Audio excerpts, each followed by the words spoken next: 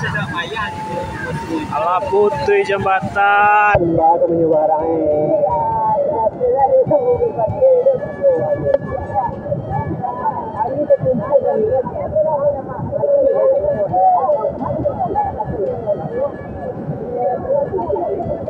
Kayaknya udah habis di sebelah sini, dan ini ada jembatan sana, dan jembatannya putus. Jadi ini satu-satunya akses untuk ke kampung, ke Kota Rawang ini sana. Tapi sekarang banyak udah putus ini ya.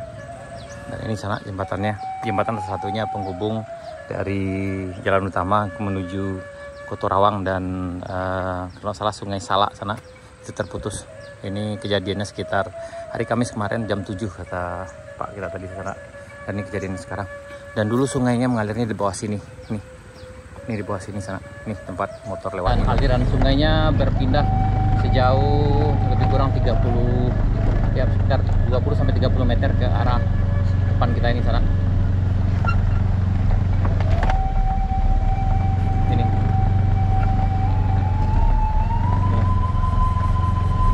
Dan ini di depan kita ini nih aliran.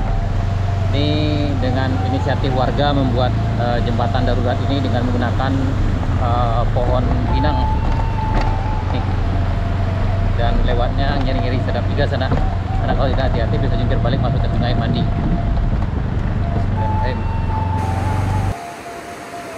Ya pohon pinang kayaknya sana lumayan panjang juga nih.